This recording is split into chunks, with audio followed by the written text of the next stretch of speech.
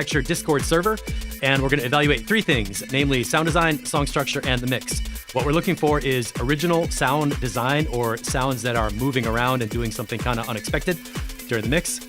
We're looking for a climax in the song structure, meaning the track has to go somewhere. And that doesn't, it could be an ambient track or a full-on 200 BPM hardcore thrasher. As long as it has some kind of event that takes us through the musical space, that's all you need.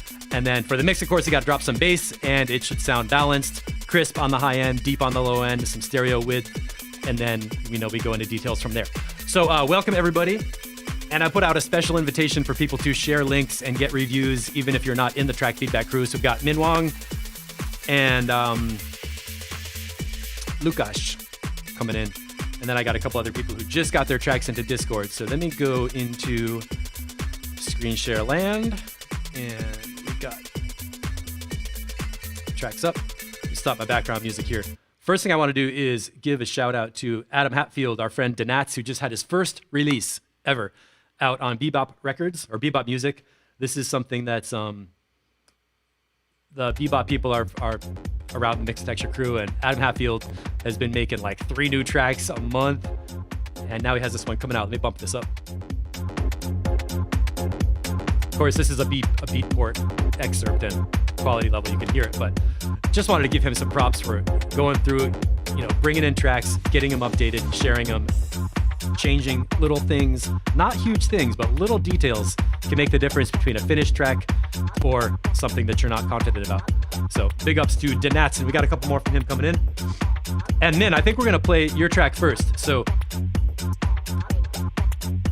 if you're down with this kind of music, anybody watching on the replay, watching later, go to Beatport, pick up this track, bring it into your set. And by the way, this is going out to the Facebook page and group, but I'm doing chat in YouTube.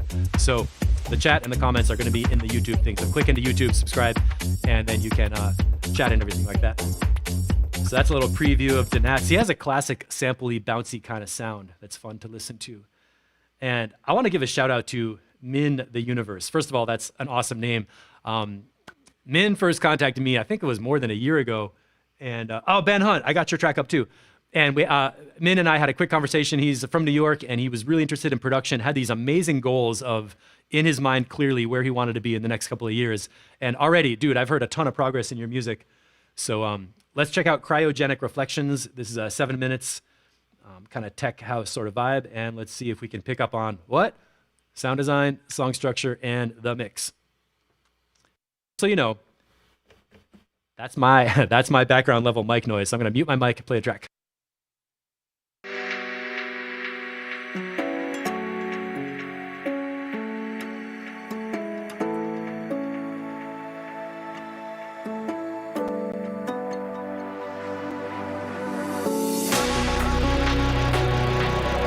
All right, you're sending some epic signals right away. I love it.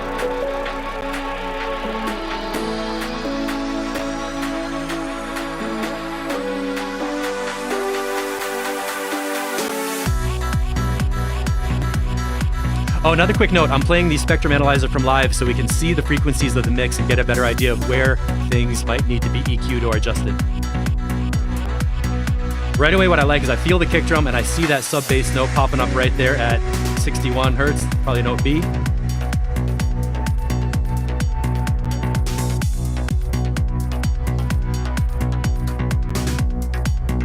All right, I'm Matt Schultz, Oliver, James.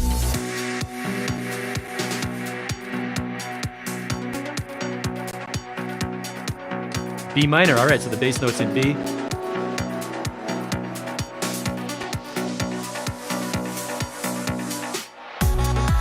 Wait, first note. I heard a snare drum hit.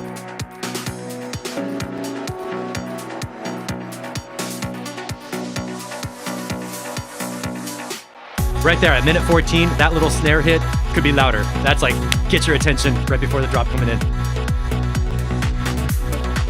And I like this little repetitive, that little vocal clip is cool. I'm kind of like, where's that gonna go?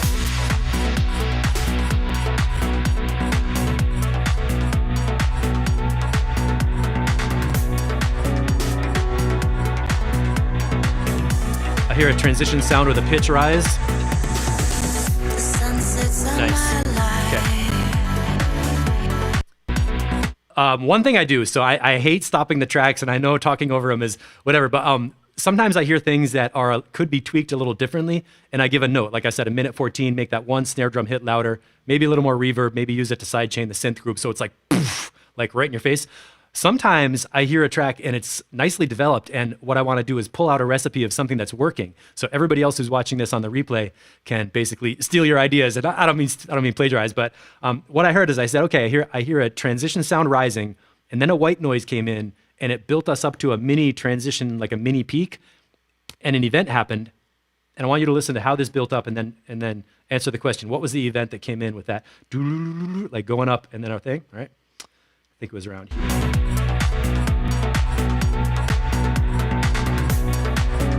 So the pitch is coming up underneath. The sun sets on my life. And we go into the vocal verse. It's a great way to introduce a vocal. You don't just put the vocal in. You lead up to it with a little bit of a psst and a riser. Hey, Pip Clip from Thorium, cool. I really like the way you mixed the piano with a soft, kind of dull tone, so that the voice can be crisp in that high mid-range.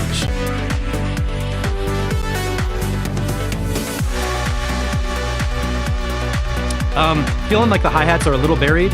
I'm gonna go to my EQs on the board and just EQ the track a little. That's a high shelf EQ at 12 kilohertz with a little bit of a boost to bring out the hi-hat tick, tick, tick, tick. That's up. That's flat. That's up a little bit. So I'm feeling like your percussion layer, if you could put all your drums in a stereo group and lift the high end on the hi-hats to get them nice and crispy on top. That could be a mastering decision, or in the mix would be better to get it, done before mastering. Hold on. I was talking too much. We went into a transition. I'm going to go back and just ask the question, what happened on the way into this breakdown? How did he create a breakdown? And what's going to happen in the breakdown? Matt Schultz, yeah. Yeah, you guys like me talking over that music, right? Sorry. SoundCloud just decided to stop. Okay.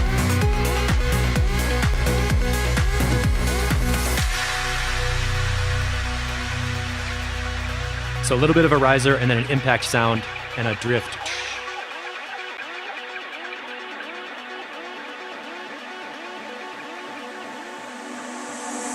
The sun sets on my life.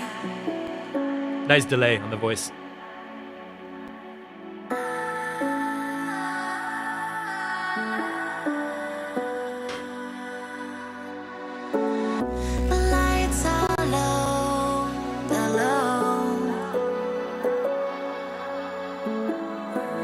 You can see the piano is in the lower mids below 1K. Believe in the lights tonight. Believe in the lights tonight. I'll be who I wanna be. I'll be who I want to be. And the voice is nice and breathy above the piano. That's a great frequency separation of those two instruments. Yeah, piano around 700. That's perfect because the piano fills out the mids and makes a nice layer for the voice to sit on top of. And those are both full range instruments. It's not easy to put piano and vocal.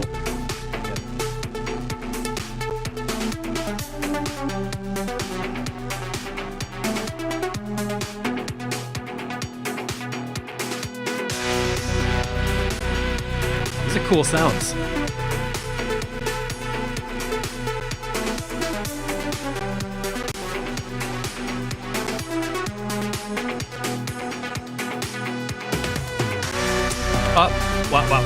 What was that?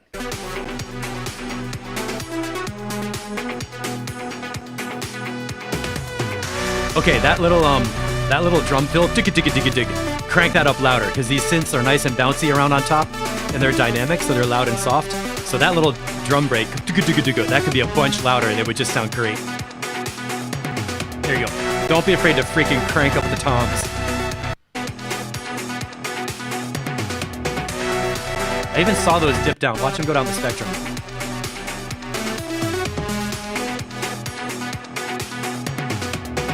You see them dive down around 100 hertz. That's a great pulsing sound. There's no kick drum right here, so a little bottom on those toms.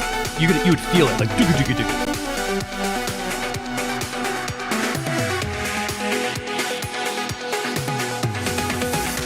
Yeah. I like the buzzy stuff in the background. It's like crackly, like fizzy kind of, almost like a rain stick, but not quite.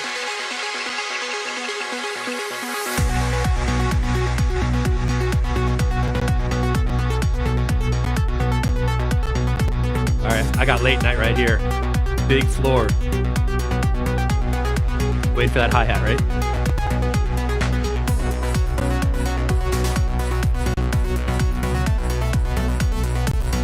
I hear the ticks.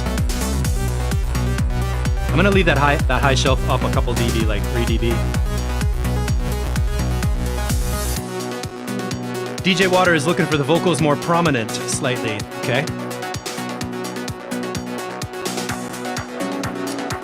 All right, now I'm hoping for that big drop with the.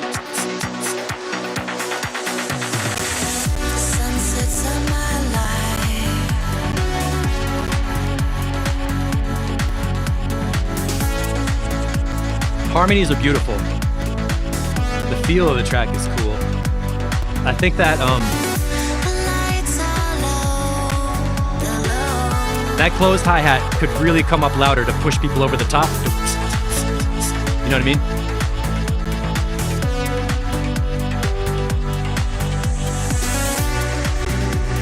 Yeah, James, the crackling was your connective tissues. Because it's like a beautiful and deep track, but a little louder on the top layers of the drums. Right here, okay. Let me roll that back.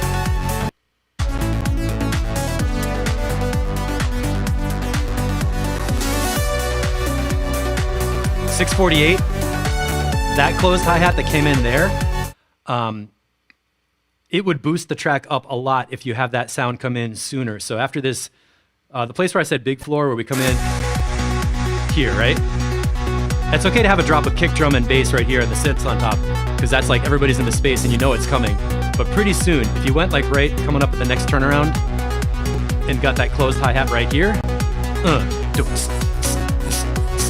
at like 5:30, don't be afraid to put that in there, because that would really bring the energy forward and everybody be like getting in the groove. And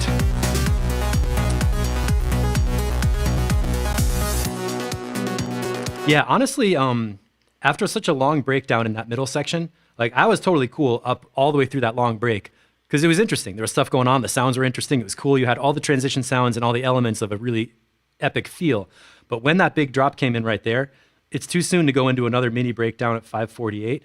I think, from what I would be expecting on the dance floor, I'd be like, oh, we're pausing again. But I want it to come in and start cracking with that hi-hat and then bring in the snare and have like a fat chunk of beats and then have another little drop or, you know, breakdown thing. And then an ending section, which, I mean, let me know if I'm pushing your structure out of what you think is good for the genre. Like, definitely go with what people react to in a set with this kind of music.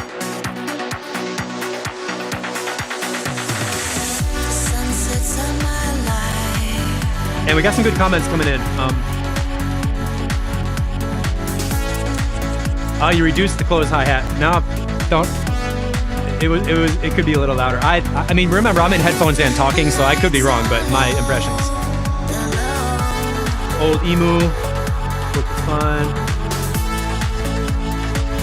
So the Matt Schultz Feels Organic has a nice story. I totally agree. The vibe is beautiful. The story is great. There's nothing wrong with it right now, except like the end section. By the time we get here, I would rather have a track that's 8.5 minutes and gives me more of those beats after that big epic section. Because figure you're not gonna really, like the first minute is maybe like mix in and build up. And I really like the mid-range synth blend textures.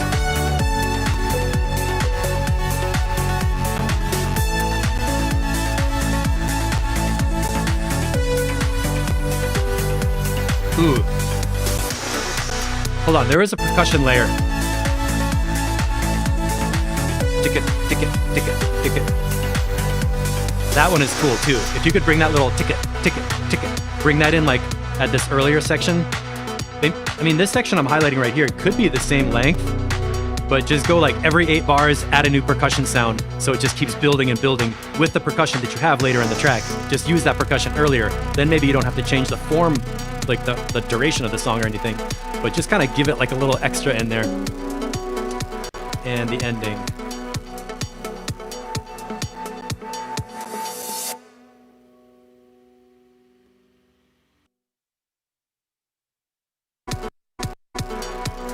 I want to hear that tail again.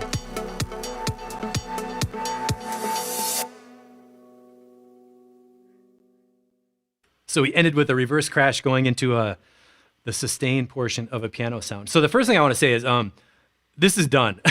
This is playable right now. If I was playing this on the DJ mixer, I'd go to the high EQ, turn it up a little bit, and play the track, and it'd be good. So basically anything that I'm talking about is minor mix details that would make it a little bit better. At the beginning, we had that one solo snare hit.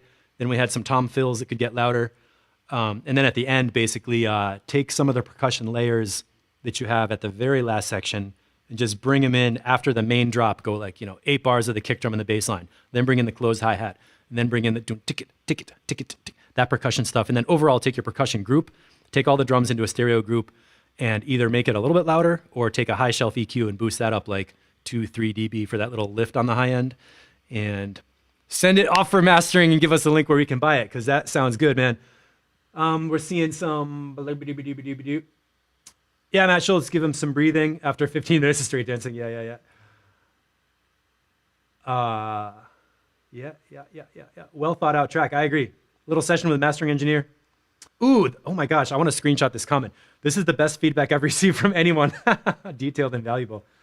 Thank you, Min. Yeah, we'll be happy to have you in here because I know you're organized and actually getting shit done, which is the main thing I'm looking for. Anybody watching this on the replay or out there in YouTube land, what we're looking for is, it doesn't mean that we're not looking for famous people or awesome people or whoever has the best tracks. It's like not a competitive thing at all.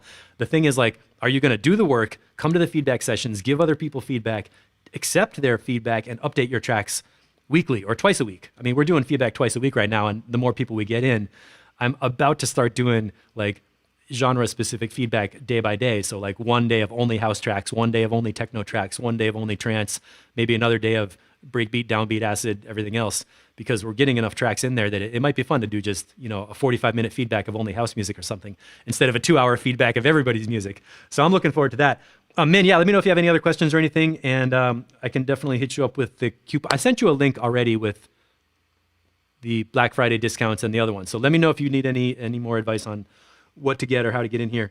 And let's move on. Thanks everybody for coming and hanging out with me on Saturday. Let me just take one quick second. I did put out a request for other tracks. I just want to make sure I'm not missing anybody who might be messaging me. But Martin Lauco, you're up next. Lord Melo demo. Here we go. Okay, this is a 2-minute track. That was not an intro, but we kicked right into the full section of beats. Not a problem.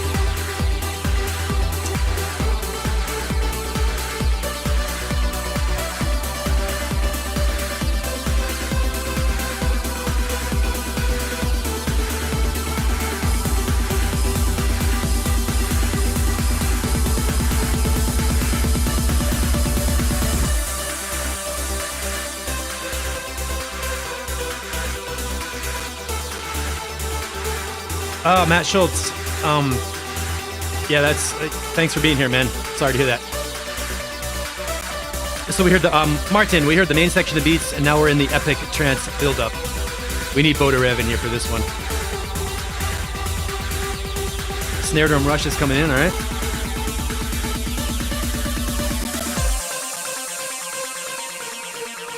Okay. I'm a little confused there. It seems like we went into a super breakdown and we had a key change. So let's go back to the beginning, because I did get just slightly distracted.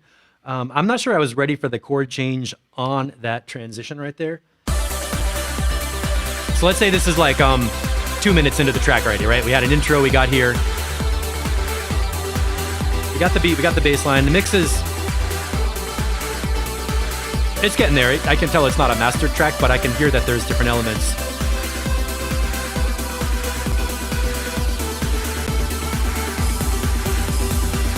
Kick drum thing working cool. Kick drum rolls.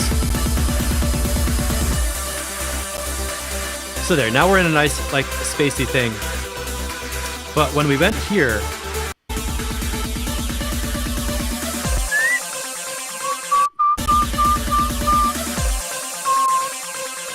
it goes down a whole step. And it sounded out of tune a little bit. That step down, the melody felt like it got detuned and off key or out of pitch instead of feeling like we had a harmonic transition. So, yeah, the key change was unexpected. You got to prepare us a little bit differently with a harmonic modulation to the 5 chord of the new key signature, if you could, or... But, all right.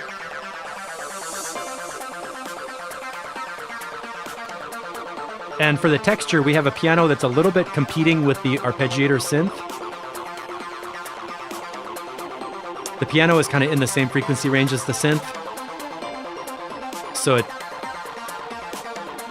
the piano's a little bit buried.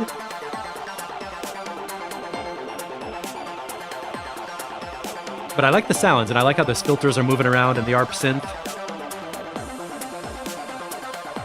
Slow breakbeat, nice feel. Could get into the pulse.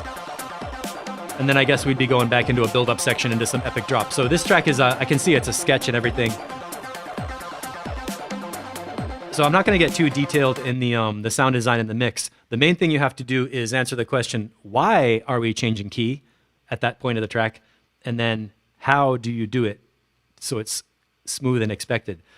And like when you have a harmonic like surprise in the track, the mix doesn't matter, the sounds don't matter. You could have all like a whole Neve console with Moog synths, all analog, perfect, beautiful, boutique, everything. And if you have a weird key change, people are going to be like, I don't know, I don't get it. Like, I don't understand it. And it's not like it's bad. It's just that it's unexpected in a way that it's hard to come with the track. So, you know, if people are shopping and they're dropping the needle across little sections to see where the track goes, they might get there and be like, whoa, I don't get it. So the quick fix I would do is skip the key change completely. Keep all your bass line, chords, and lead all on the same key signature or the same notes that you were doing before, and see if you can build the whole structure of the track on that one chord cycle.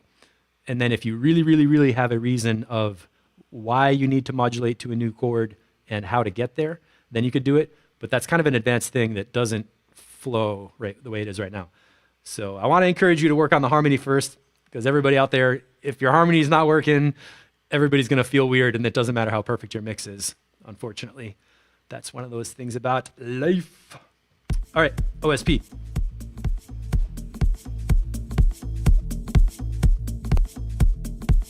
Make sure I got my master broadcast balance left, right. And I definitely want to see the spectrum on this one.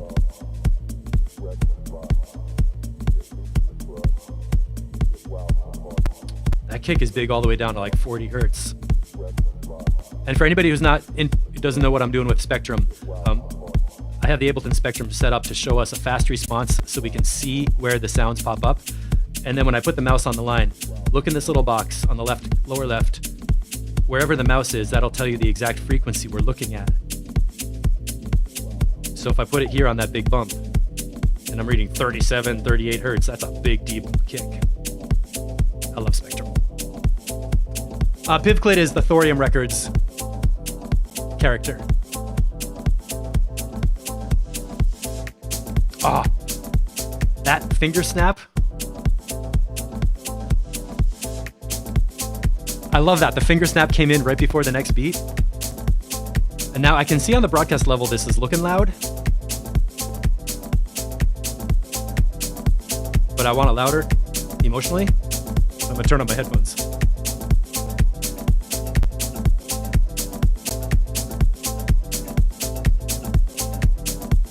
I like that little loop.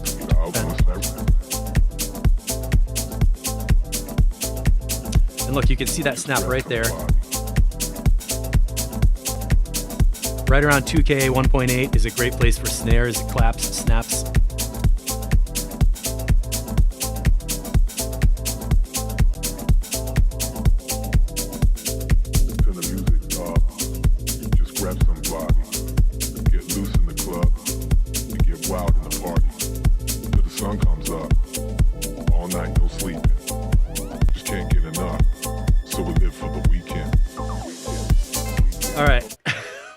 What did you just do with that melody? It totally went up like West Coast hip hop.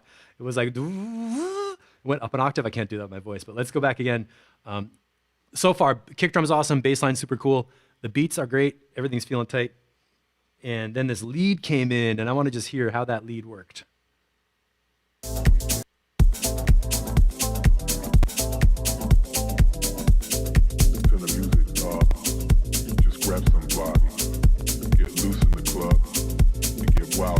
Coming in right here. Till the sun comes up.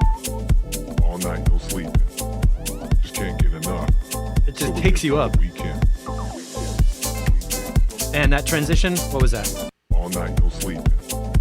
Just can't get enough. So we live for the weekend. Doo-doo-doo-doo. That like new disco little kind of digital toms needs to be louder. Doo-doo-doo-doo. I know, the percussion, man.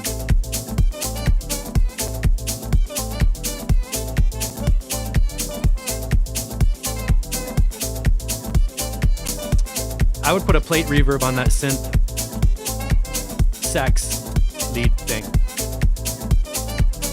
That could be brighter.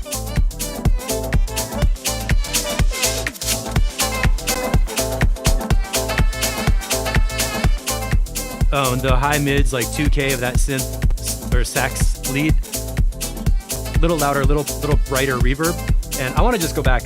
This percussion programming is... There was a double kick drum that was so good right here.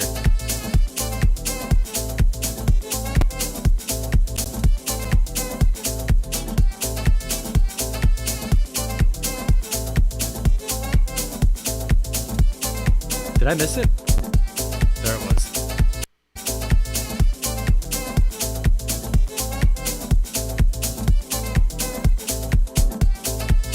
Those little extra kick drum bumps are so effective to keep it interesting.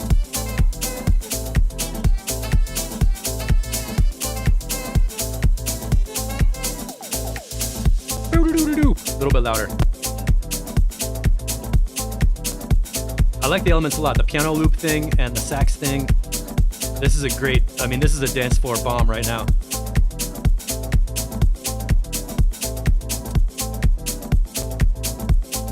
You can feel how these hi-hats are a little crispy. They're like nice and on top in their own zone. And that whole thing from about 2.6K all the way up. You can just see the high end bouncing.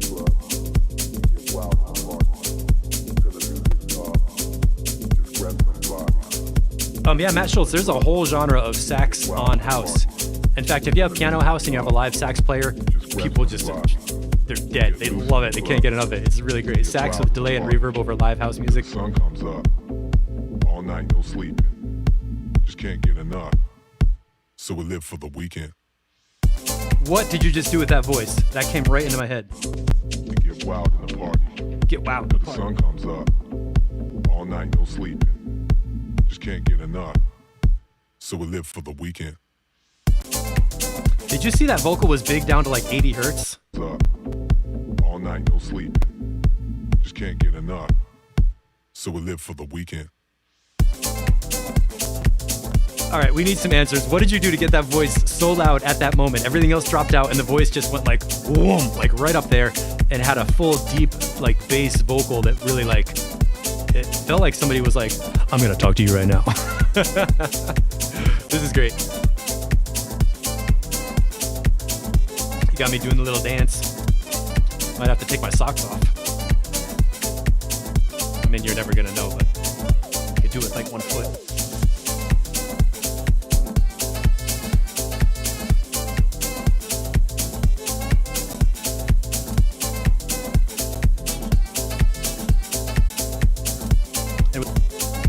Did we get a bass and drums dub?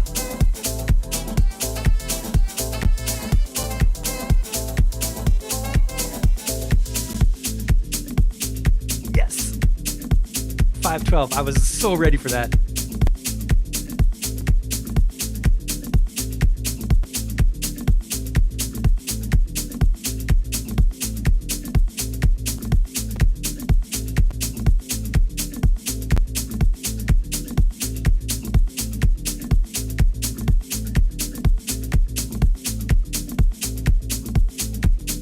And that piano layer is so muffled right now, but it works so well. Total mix section, bringing in the new record.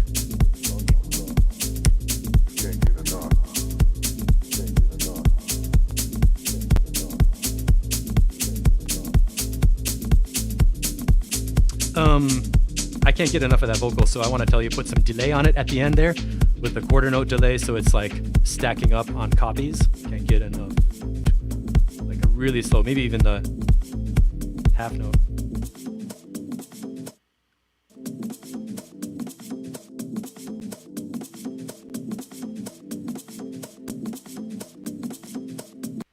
This is that thing we were talking about last week. When you listen to the naked drum loop, it feels like it's not quantized and it's off time, and it's like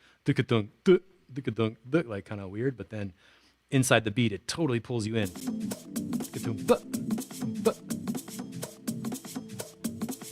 Was that loop in the whole time? Double pass filter.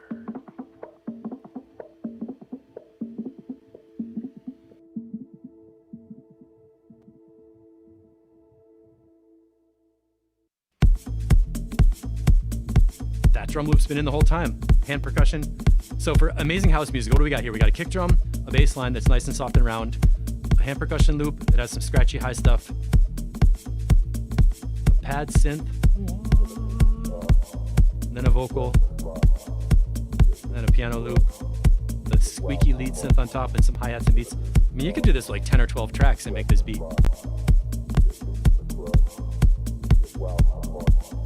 Yeah, Matt Schultz, after that last track with the huge epic drop down and build up, now this one is like almost no breaks at all. And the way to keep a track like this interesting is keep it rolling and have those little rhythmic variations, like where the snaps came in before the beat, or the kick drum doubles up with an extra bump right before an 8-bar section, or those little doo-doo-doo. Just little rhythmic variations keep people interested, so you know like, oh, we're not getting bored. I want to hear the double kick drum bumps again.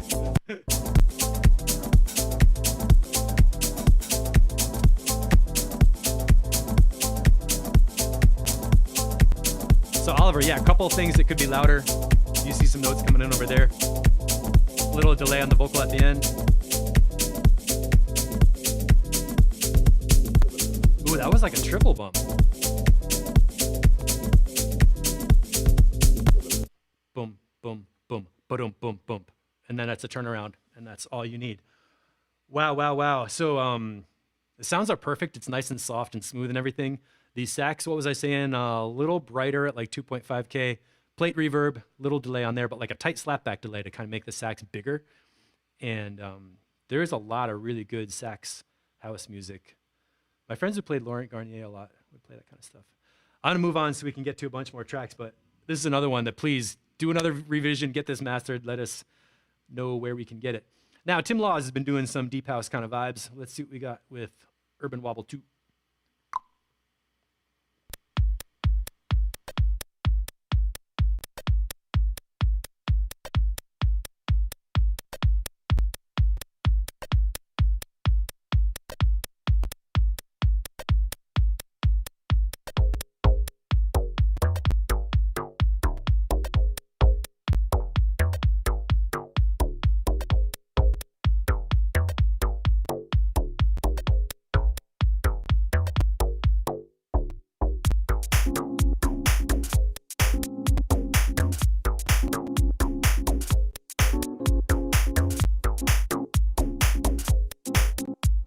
My first feeling is that the snare drum sound is, it's really interesting, but it's too like electro for the chords, right?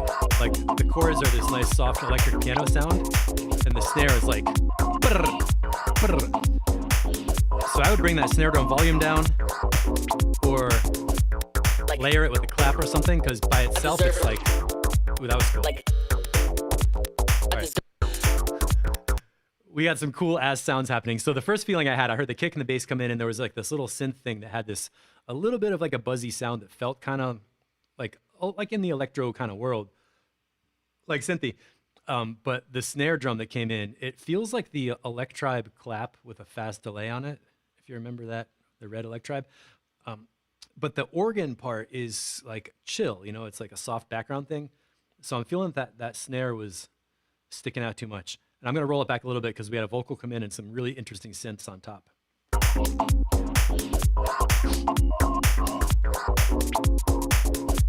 Like I deserve it. That is super cool. Like I deserve it.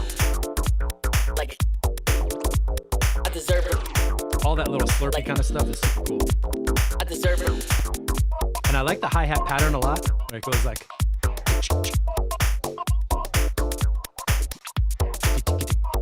That little chicka chicka in the hi-hats is great. Yeah, Oliver, so Well, I'm hot like a tea a shorter decay time on the snare drum sound and a little bit quieter. And it's the right sound, but it's like too big in the mix. I'm hot like a tea kettle. But one, I deserve a med. Like I deserve it. This is funky too. The bass line, I feel that like boop, boop, boop, boop, kind of bass line.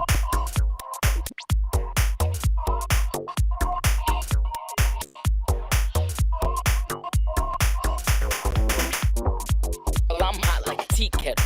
But one, I deserve a med. Well, I'm hot like That a tea stereo kettle. effect stuff is really cool. One, I deserve a med. Well, I'm hot like a tea kettle. But one, I deserve a med. Well, I'm hot like a tea kettle. But one, I deserve a med. I like how the bass line has that blob feel. It's like boom, boom, boom, boom. It's almost like bouncing.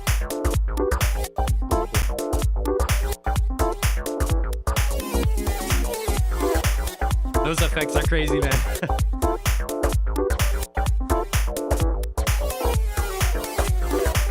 Some of that effect stuff is a little too loud though. What I would do is whatever that sound is coming from, get that into a stereo group with the synth layers and the effect stuff and compress that a bit. So downward compression where you're controlling the peaks and leveling them down a little bit so that we can hear the quieter stuff in that whole group.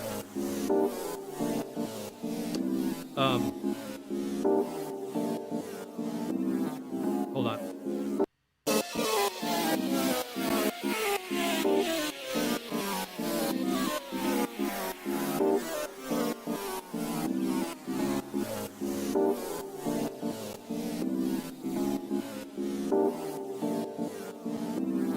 You might want to watch the low end on the whole mix.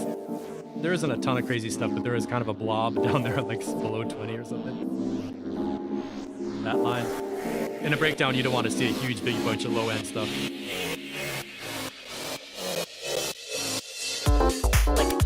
All right. I deserve it. I deserve it. Man, your sound is coming together. I deserve it. I like how that chord pattern came out in this section. I deserve it. I deserve it. It's got that little bit of a call and response thing. Question, I deserve it.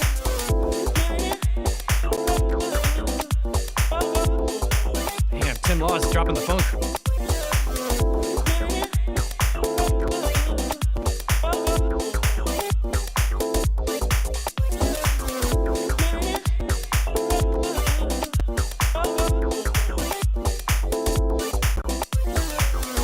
Okay, now I'd be ready for that like synth effects thing to drop out at this point, after this one. And now get rid of that sound. I deserve it. Like Good. It's gone. I deserve it. Like I deserve it. Like I deserve it. Like And right there, deserve it. Like I deserve it. I don't know if you guys heard that. There was a little bit of a double bump right before this section. Like I deserve it. Like Boom, boom, boom. I deserve it. Like I deserve it. Okay, we're getting towards the part of the track where it'd be good to back off the slurpy effects stuff and give us a fat section of bass and organ and vocals and stuff. Just let us like sit in the beat without all the extra stereo wide, like, because you don't need that stuff in the whole time. I'm hot like a tea kettle. But one, I deserve a medal. I'm hot like a tea kettle. But one, I deserve a medal. I'm hot like a tea kettle. But one, I deserve a medal. I'm hot Yeah, like a tea good kettle. split. What you're saying about the sides and the mid. I'm hot like a tea kettle. But one, I deserve a Change medal. my batteries, man, I'm right? hot like a tea kettle. But one, I deserve a medal. Oh, Min Wong is talking about synchronizing licensing with Tony Hawk Street Fighter and stuff. That's interesting. That's we've been having a discussion about finding either starting a new publishing thing with compilations or finding labels to take finished tracks and push them out to. So I'm interested in what you have to say about licensing. And when you get with us on Discord, we could get into that.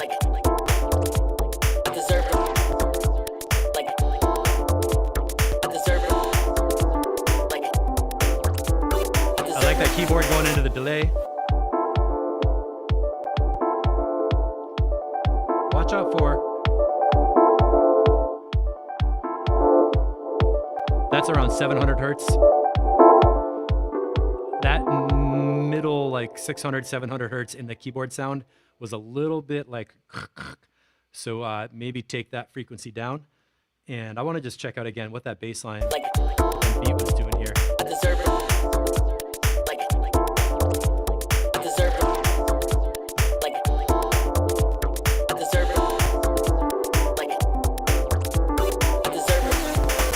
I really like how that bass line, the tone of the sub bass is really close to a kick drum by itself. So it feels like bump, bump, bump, bump. The whole bass line almost feels like double kick drum bumps. And then right here, yeah. I'd scoop out a bunch of like 650 or 700 hertz from that keyboard sound. Great job. Tim Laws is jumping levels, man. These tracks are flowing. DJ Waters thinks it's a minute too long. Well, that's when you go to the bar. Ha, ha, ha. Okay, Ben Hunt, you still here? Oh, and by the way, anybody who's watching, if you're watching and I didn't play your track, let me know. I'll try and scoop it up.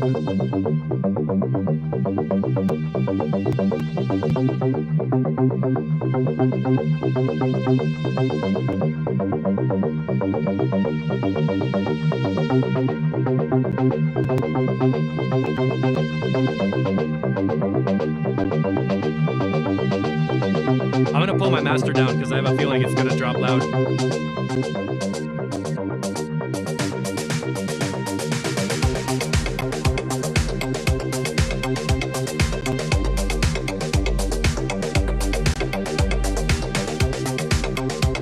And we were talking last week about adding some effects on that synth with a little reverb and delay on the ARP.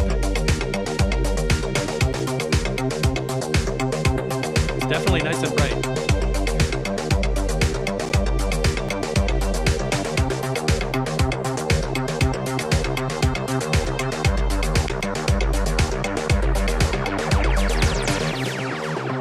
I love that sound.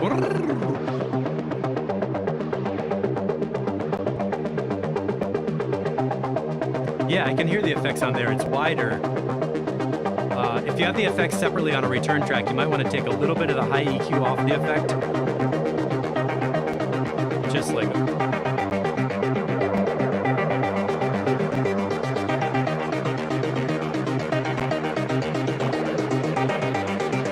nice and fuzzy. That's how I like the drum breaks to sound, like super out there. Boom, boom.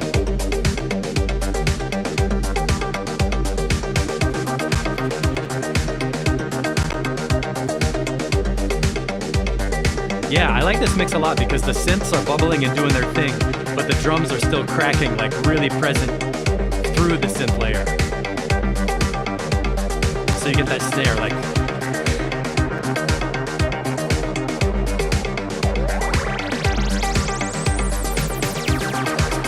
Outer Space sound design.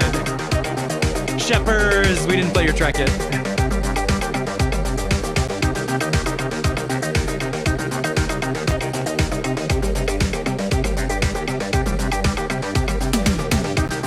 Nice toms right there. a new melody?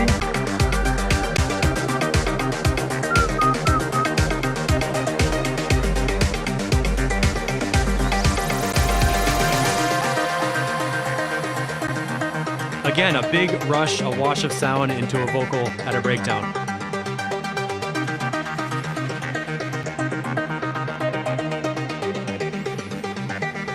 Whatever that voice kind of thing is, I want more of it though.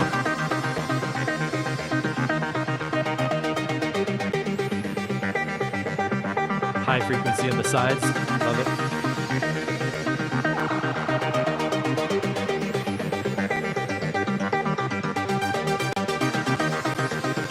Wait, do we get more of that vocal synth? Here's the build-up. Okay, right here, I feel like there's gonna be this kind of vocal, like, wah, coming in. And with this long of a breakdown, so you teased it, but we didn't get it. Oh, Ben, good. Can you give us more with that vocal thing? Even just like loop it or chunk it, or you know what I'm gonna do? I don't know if you heard the beginning. I closed that tab, damn it.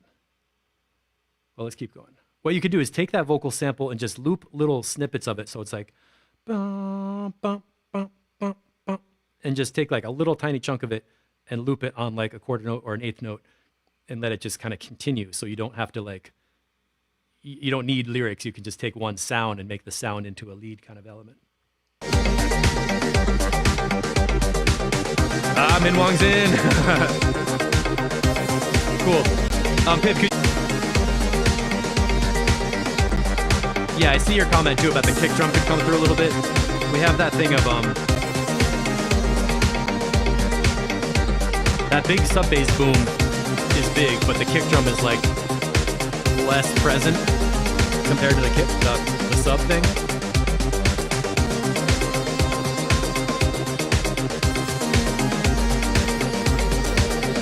And you can even see the sub bass is bigger. This kick drum is sort of presented in that like synthwave style, where it's not such a club heavy kick. It's more like a pop music kind of kick, like Kimono Breeze is always doing. Jesse. Oh, that vocal sounds so nice. That sample is cool. We should definitely hear more of that. It's a great transition sound, but use it a little more. It feels like good.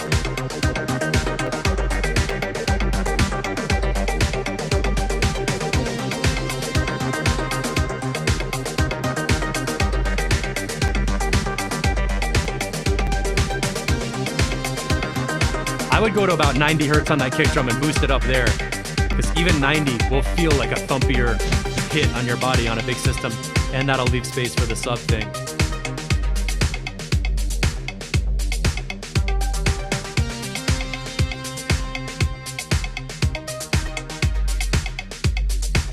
Anywhere from like 60 hertz to 90 hertz, you have room to pump the kick drum up bigger. So try to fit the kick and the sub real close together in the same sub range, so that, all right.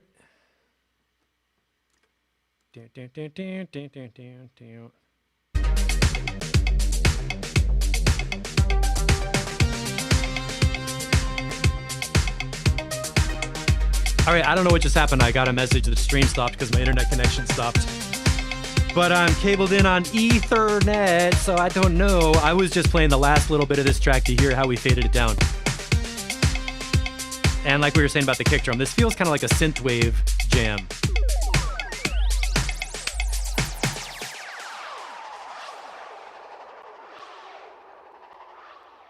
Nice ending. And I especially love that chirp where the synth goes up.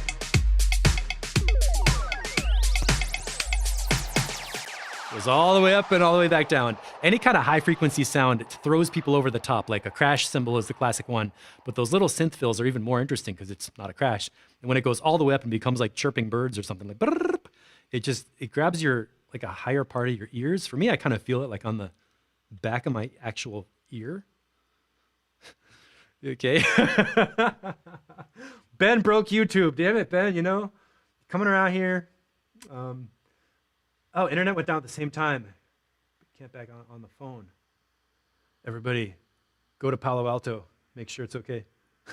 So cool. Ben, that's a great track. If you can take the kick drum, put up a boost about 80 hertz, and just get the kick and that sub bass sound really, really at the same pressure level. Like use your meters, read the meters, make sure that they're peaking at the same level, and reset your meter really often in between hits and really get those synchronized, because if the sub bass sound is too big, it feels like the track is kind of slower and we're just waiting for like boom, boom, and then in between it's like little pops. And if the kick drum is way too big, I remember your first version, that sub was kind of lost. So since that sub is happening often and all throughout the whole track, it's really important to get the kick and the sub going on together in the same space. But I like what you did, especially with the mid-range synth with those effects on there. Totally awesome. I didn't hear anything. It was almost like I didn't notice the update, but it was better because I knew what you did. And the drum mix is especially cool, that they're bright, present, cracking. The drum fills are really like lucid, if that makes sense, like coming through. And everything is working about it. So a little bit more kick drum. And that, again, that could be a mastering decision if you wanted to like compress the low end, EQ it a little bit, and get those sounds working. Or possibly, I forgot to say this, you could go to that sub boom, right? Right there at 48 hertz, 50 hertz or whatever. And you could even take a little bit of a notch kind of an EQ shape and pull, just kind of try to pull the volume of that sub down and boost the volume of the kick up, and then compress them together, like throw them in a drum bus and smack the shit out of it or something, do parallel. I don't know, there's a bunch of options of doing it, but what we want to basically feel is that the kick drum is coming through all the time and the sub is adding to it, and the whole thing is like, boof, oof, and you're getting this great like flavors of bass. Flavors of bass. Yeah, nice tune, really well done. Matt Schultz, I agree. Ben, go sit in the corner, you guys. Okay. Speaking of James Sargent, so James has been a moderator with us in the Facebook group forever, and he's always on the scene, coming out of Stockholm, Sweden. Of course, I'm not going to tell you everything because we're doing an interview right after track feedback. I'm going to get another cup of coffee and ask him some gripping questions like, what are you doing and why does it sound like that? So that's going to be today, and that'll probably be up by Monday. Oh, by the way, Monday is the day the Black Friday sale ends. Anybody who's watching this on replay or this weekend, 25% off all Mixitecture hands-on session lessons and courses where you learn by doing it. And I don't want you to just take the course and sit in your bedroom doing nothing. I want you to use what you learn to make some new music and share it with us in the Track Feedback Crew. So anybody who buys a lesson or course right now, you get 3 months free in the Track Feedback Crew to come in, share your mixes, update your tracks, possibly even get them done and put them out on a little label. And we have a bunch of people doing different kinds of music projects who can help you with publishing. So that's what it's all about. I'll screen share at the end and show you some of the courses and talk about it. But right now, it's time. Techahedron to go a little bit into the techie house direction. Yeah, I love doing interviews. I want to interview seriously everybody. Matt Schultz, you're on deck. We got to get you scheduled in December. And we got Jeannie Paraverse in December. And pretty much everybody I want to interview, all the people in our crew. Min Wong, you just joined up. You're eligible for interview.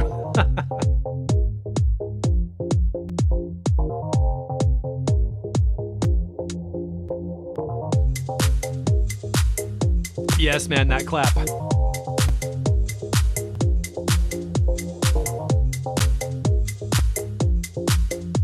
James, are you still here with us? Are you on?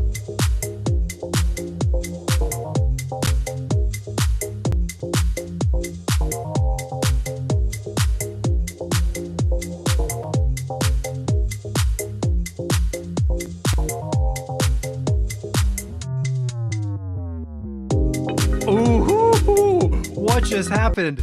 Are you shitting me? We had a dive bomb synth and then a whole other... What was going on with that synth?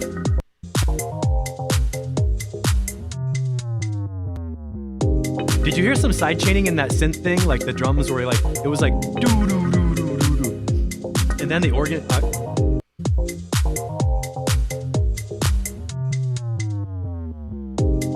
and that other organ came in super wide right after that.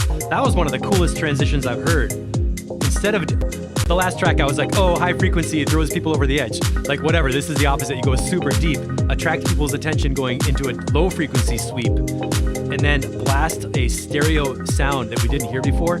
That was super effective. Yeah, and Ben, a couple of those tweaks and you're gonna be done with that track and it'll be ready for... mastering and the buy button.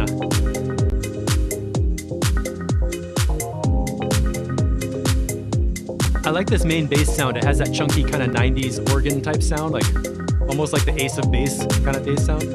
Gong, gong, gong, gong, right there. Oh, oh. Yeah, I thought that side chain was working. This is great.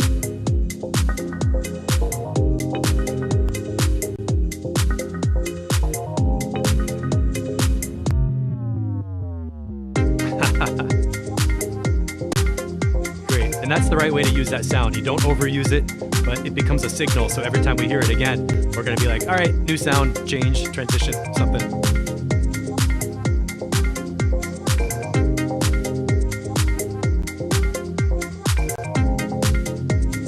I like the smoothness of the chords. They hang on a long note. It's like almost like Rainy Day feel, but not quite that mellow.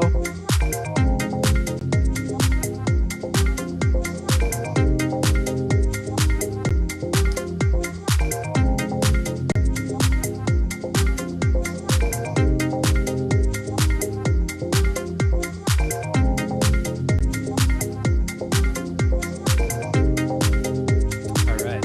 Yeah, let me know how the sub sounds on your different sound systems because I'm in the headphones. I could hear a little crash right there.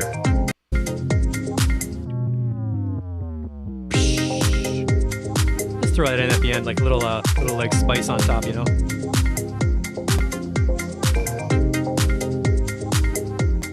I do like how the kick drum and the bass line are mixed together. I get the feeling of the bass. It's not like a super subby bass line sound. The kick is in its own area. This little, around 2K.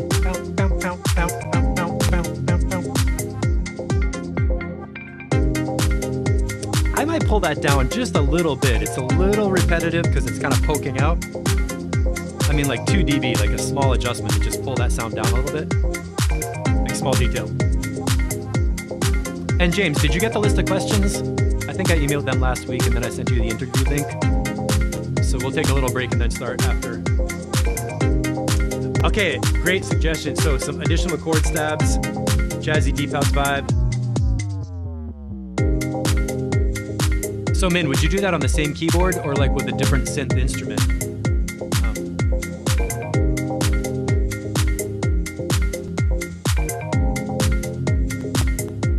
And you know what's a good technique for this kind of situation is take the MIDI notes of the chords, like copy the whole track and shift the MIDI notes up an octave. You know what I mean? And then up octave. So that as we get to like the 2/3 mark of the song, you can add some chord stuff happening that kind of, so you don't just hear those two chords again and again and again. If you wanted to. That gets into a creative decision. Man, I like that idea. All right, a different synth, more stabby that pokes out here and there.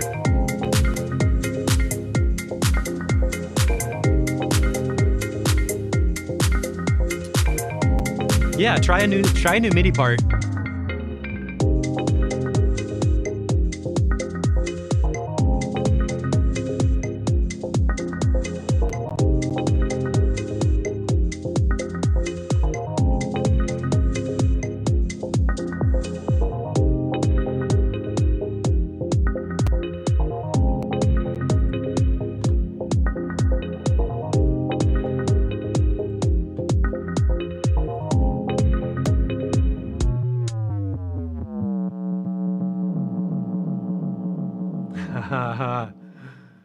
I like the ending. Okay, James, I just sent you the questions in the Facebook Messenger that we had open.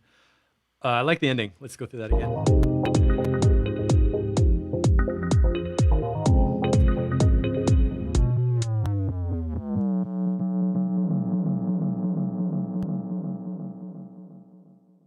Yeah, cool. So Pivclit's talking about a little more transient on the kick drum, a little more click, something like that. Yeah, so we have that really great synth chord layer that just keeps going on and on. And when you get to around here, do another one, right? like another chord stab, almost the same notes, but a little bit like jazzier if you could, and add that layer, not on the same rhythm. I would suggest like here. 1, 2, 3, 4, new sound. 2, 2, 3, 4, and like a little brighter tone that's kind of stabbier or something, like a short duration. If my singing along describes it to you. And then you don't have to do a lot different. Like the beats are working, the bass is working, the whole vibe is working, and there's space for like a more high frequency or melodic kind of layer.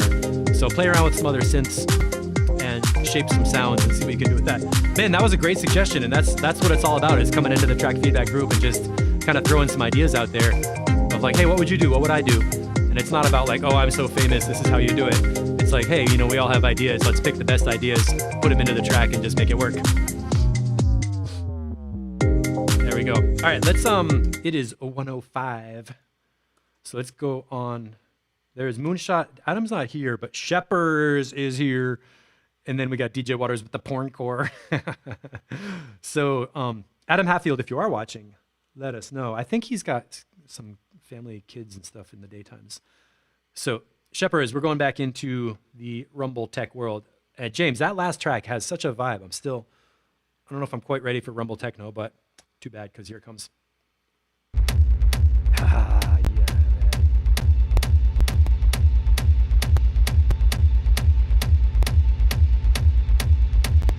I'm so famous. I'm too sexy for my headphones. So Sheppers, V3, is this a... Yeah, we heard V2 on Wednesday, did we? And by the way, Sheppers got picked up on Thorium Records for some dark techno stuff. Congratulations on that. I like that swing.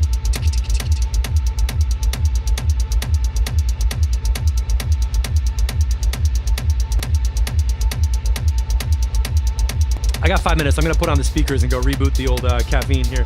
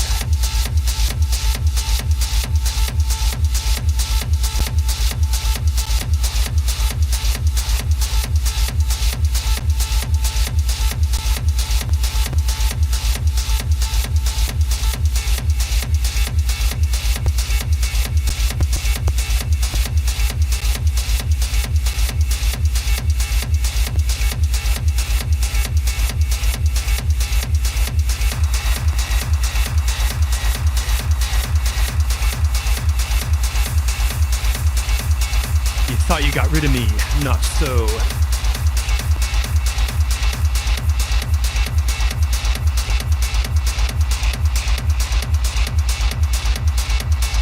Yeah, man.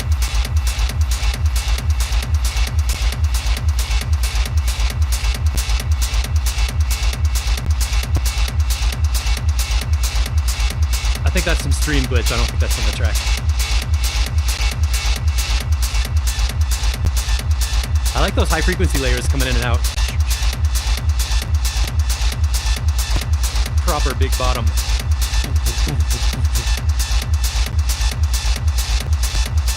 Deutsche Betonalen.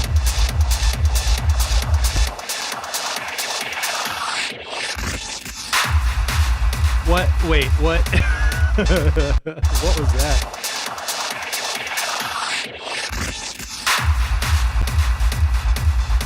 I don't know what that's gonna sound like in the club, but in headphones, that just took me like, whoa.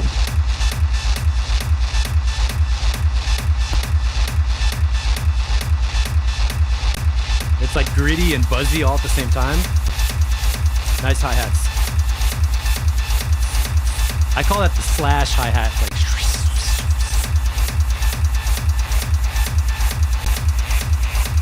Nat Schultz is looking for a little more smack in the kick drum mids. Put that about 250 hertz, maybe something.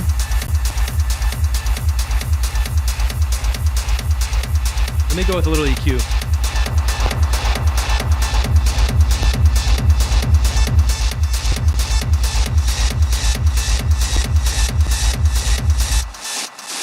That's a little boost in the low mids.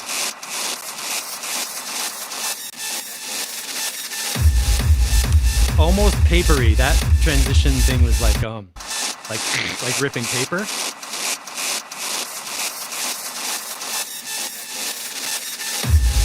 I am happy to see that notch at 3K. You want to watch out for that 3K range, but so far the frequency range feels pretty balanced. There's a lot going on in the mids.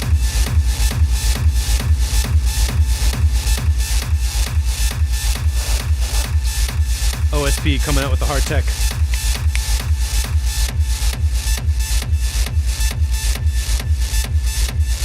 And in true techno form, it starts and goes and morphs and has things coming and going.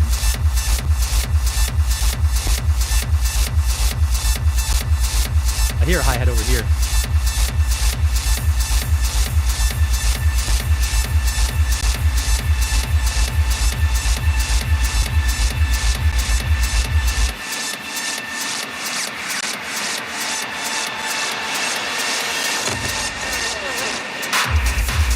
All right. I've often said the best transition sounds are the ones that come from a sound that's in the track already, and then it grows out of nowhere, and all of a sudden you find out there's this sound you've been hearing the whole time. It's like totally taken over the mix and becoming this crazy ass riser, which is what happened here, and it was super cool. So let's play that again and listen to where did it come from? What was that sound and how did it grow, right? It's one of these high ones. Something up there. 1.7K, that little spike.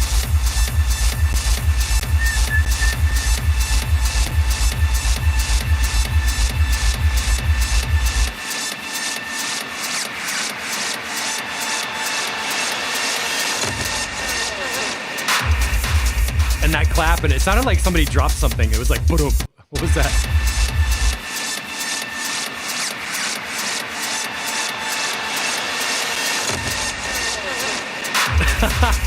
That bass bump seriously sounded like somebody dropped something like boom.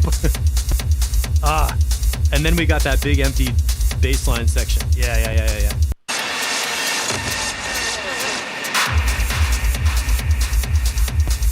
I especially like how the high frequency stuff dropped out and it's just kick drum and bass. It's always such a good thing at the end of the track to have a dub bass ending.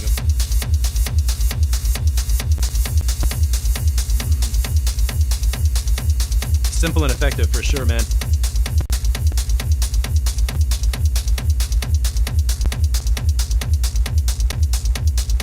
Total like bang your head.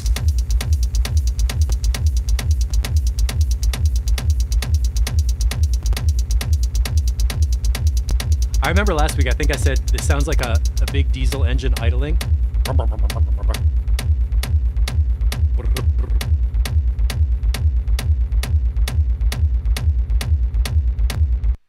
Oh, Shepherds, you dropped us off a cliff. Okay, so give us the big reverb at the end for the tail. That is super cool. Oh, man.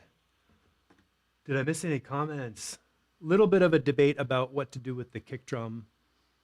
I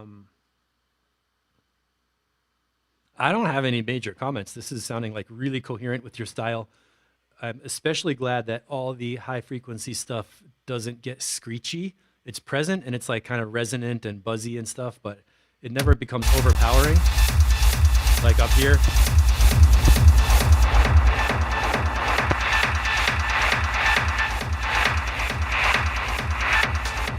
That whole section up around 3,000, 4,000. There's stuff happening, but it doesn't get overwhelming, which is really important for this kind of music where it's there all the time. And my favorite part is definitely this wash coming up here. Is that a volume thing? Is it just... It's like growing.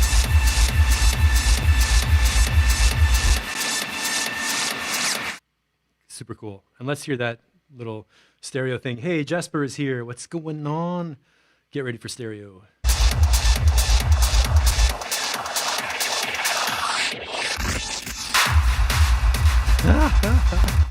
That's what I'm talking about with an event in the song. Like if I was telling my friend to bring that record, I'd be like, you know that one that makes your head go like sideways with the stereo thing? And he'd be like, yeah, that one. Very memorable. That's good.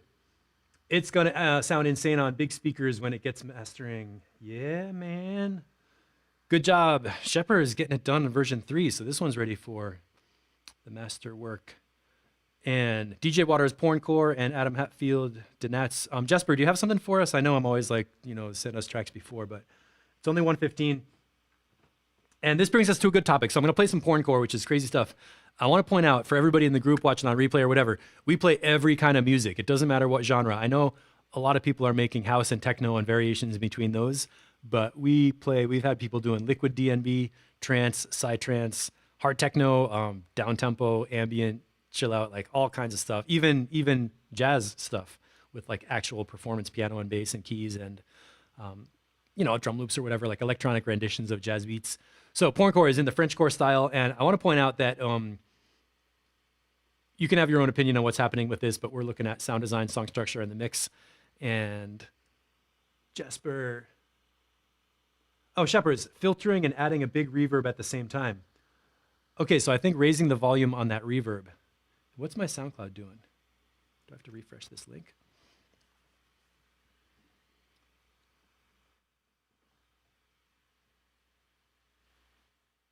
Get my gate working. Do we get some Porncore V2?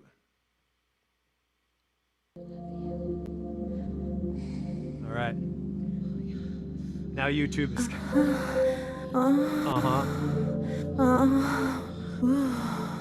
And Ian, how did Mrs. Waters like this track?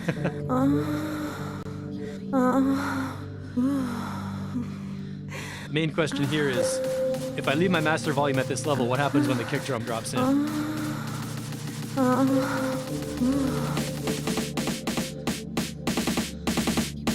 There's the offbeat snares. Pitch raise.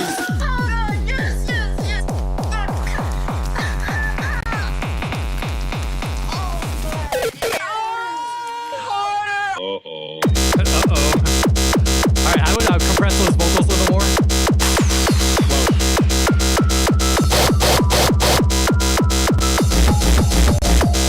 Oh yeah. Okay, that was the first thing I noticed. A minute 3, there's another distortion layer that comes in super wide, like, which I like the width of it, but the bass on it is too big compared to the other one. So that new layer just takes some of the low end, some of the lows out of that, so when it hits, it does the wide thing without messing up your low end. One more time. And then right before the drop, those voices were peaking a bunch louder. I would compress those. That's just me. Freaking driller right here.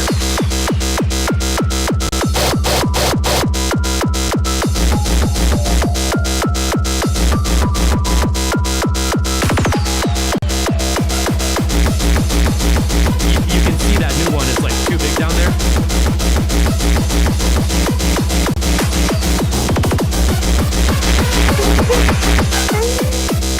And this needs a little EQ dip, like at the 3000 kind of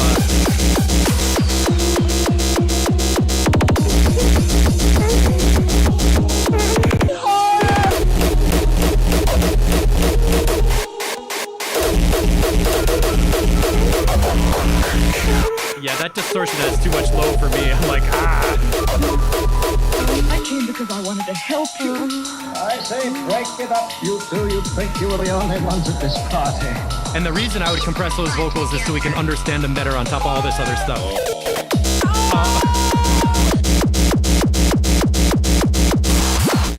I gotta say the is my favorite part.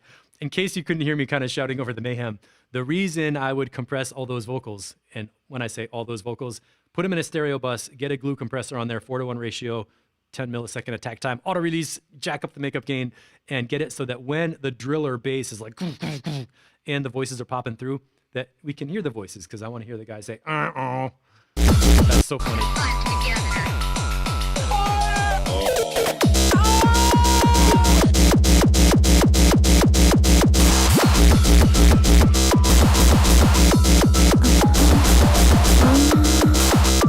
And there's some creepy melody bells too.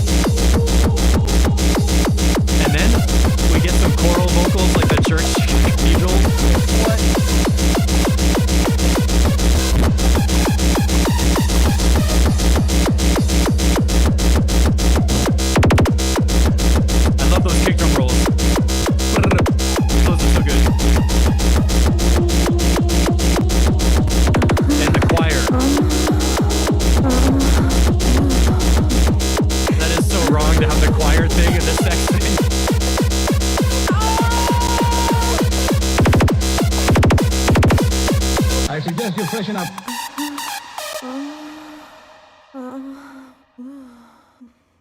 Uh-oh. All right. The fact of choir vocals coming through the background of this with that is, so it's like when they say wrong with a capital R. I understand if Min Wong, if you want to cancel your subscription. We hear a little French core every week. It's, yeah, what? Okay, so a distortion in the tail. Yeah. Give the kick more cut. It'll cut through a little heavier. My main thing is that just the high frequency stuff was a little shrill. You know, I pulled down like about, I don't know, 4K, 5K, and I took some of the high shelf down on here. So the mid highs could use a little bit of EQing. My super favorite part was the kick drum rolls around here. Those.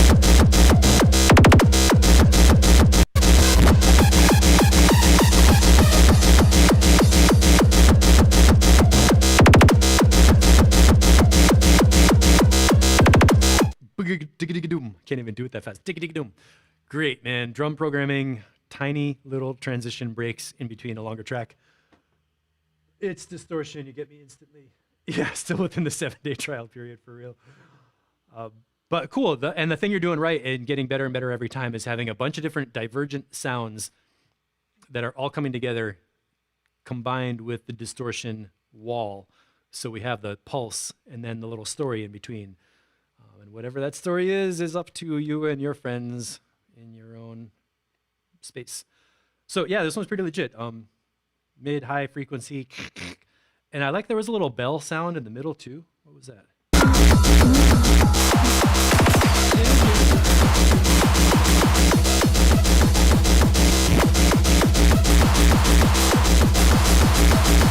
I liked that little background bell. Right here.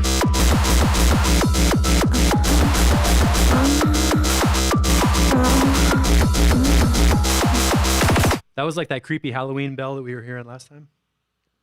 So you know what to do. Keep it going. Danat's Moonshot. This is a new one coming in, and it's 1:23. We're good and on time. Play this track next to a kindergarten. Yeah, I would like to hear that one. I'm just kind of curious how you're going to work that in with the Christmas music set. So, and we're not making fun of you. We actually, I'm excited about that music. All right, here we go with classic Danat sound, meaning samples, chopped up things. I think I reviewed this one on Wednesday, though. I don't think this was an update. Yeah, Carnage of the Bells, yeah. Let's bring up the master. We were talking about the bass level in that sample.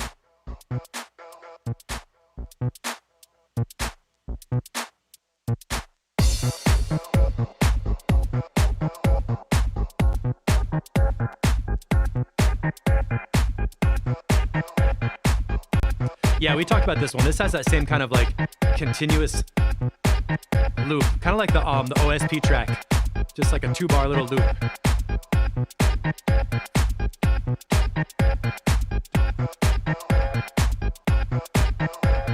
Let's skip through hi-hats.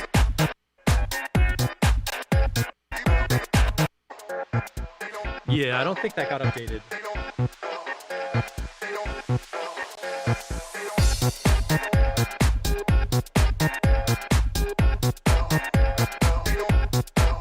Play it loud and proud, Ian Waters. All right, so Danat's, we've been through this track already, so I'm gonna let this roll, and hopefully we'll get an update on this one for Wednesday.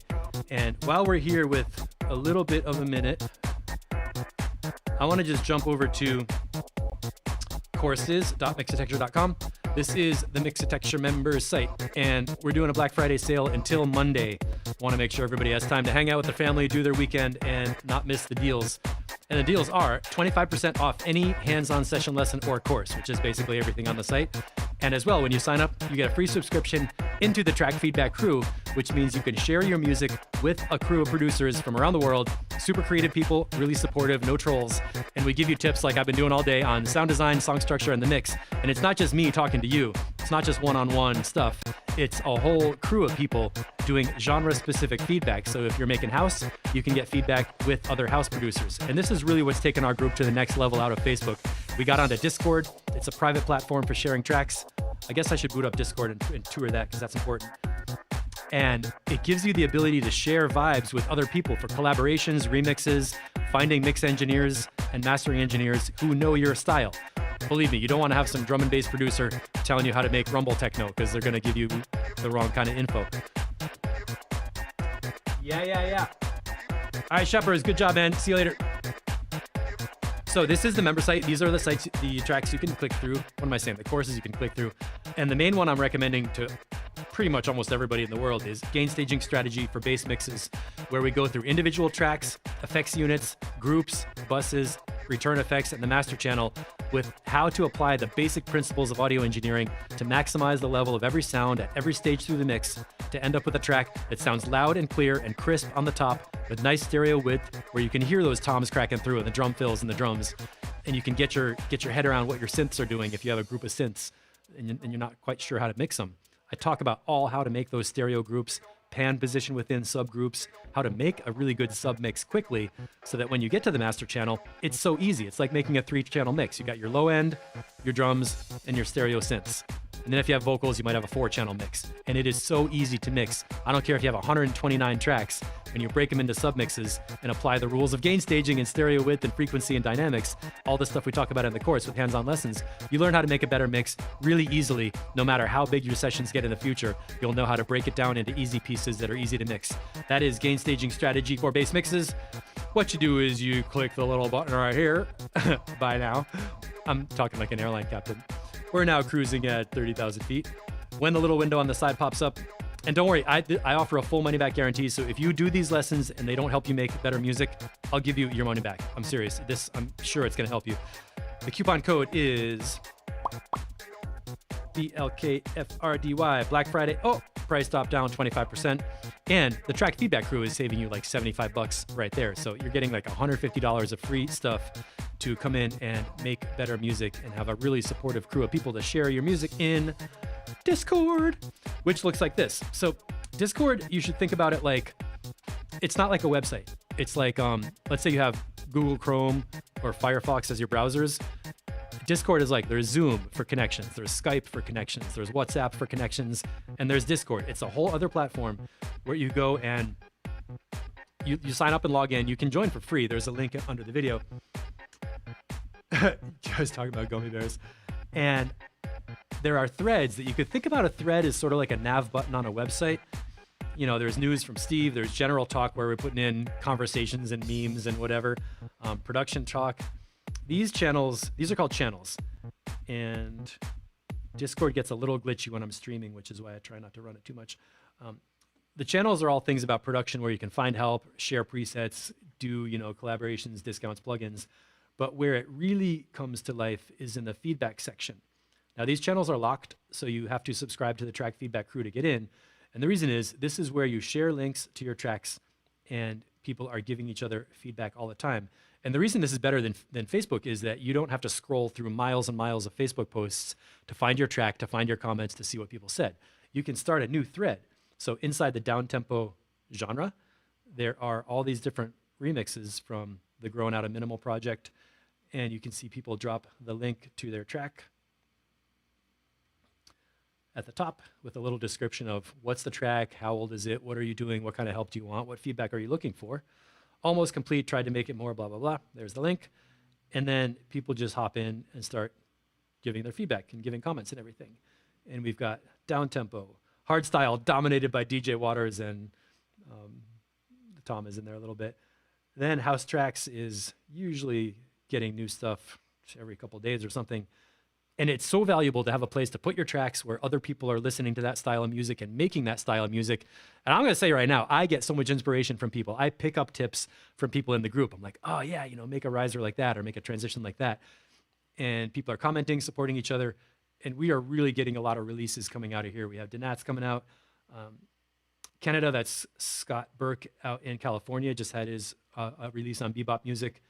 We were talking about all the OSP mixes. Oliver basically puts up tracks that are done on day one, and we give them a couple tips and they come out sounding great.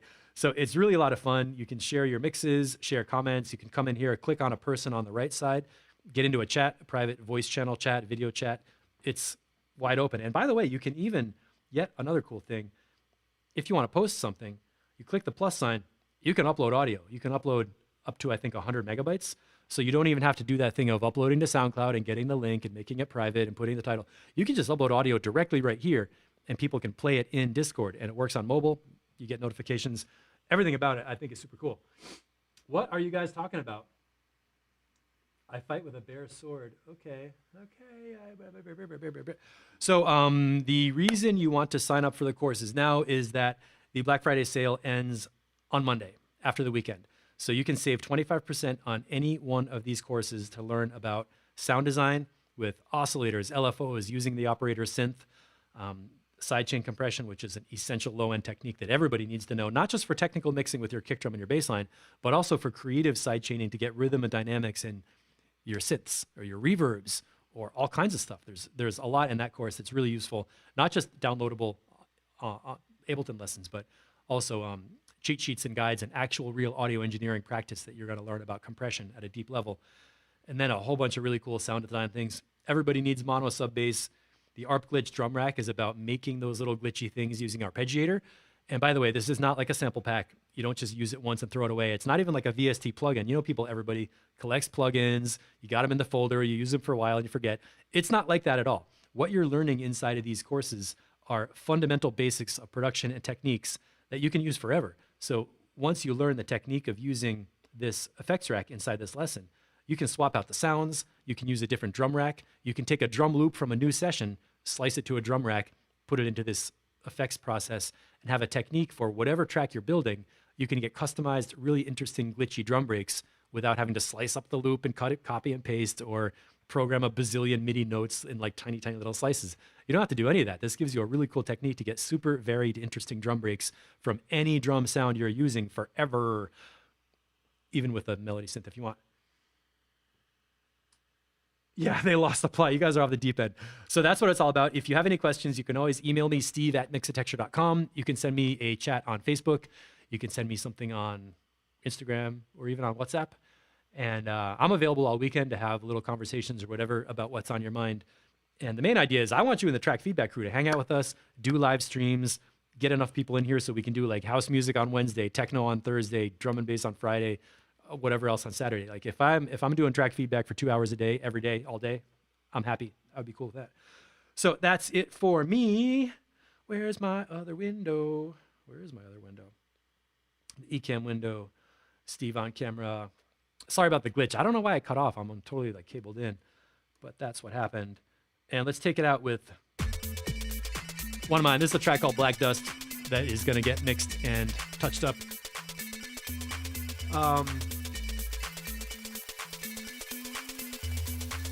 DJ Waters, your imagination is in a special universe. I know this mix is like a little messed up, but... All right, so Min Wong, thanks for joining us. Welcome to the crew. And everybody else, we're waiting for you. So sign on up, click that button, get 25% off. It ends on Monday, so do it now. And thank you, by the way, you're helping support me and Mixitecture to pay the bills, keep the site running, and give me time to devote all my energy to making session lessons, helping everybody else with their tracks, and keeping everybody going. That's what it's all about. James Sargent, let's take a break for an hour. I need a little bit of time to prep myself. And let's, I'll look for you at about 2:30 to get on chat and do our interview. All right. Thank you. All right, that's it for me, all. See you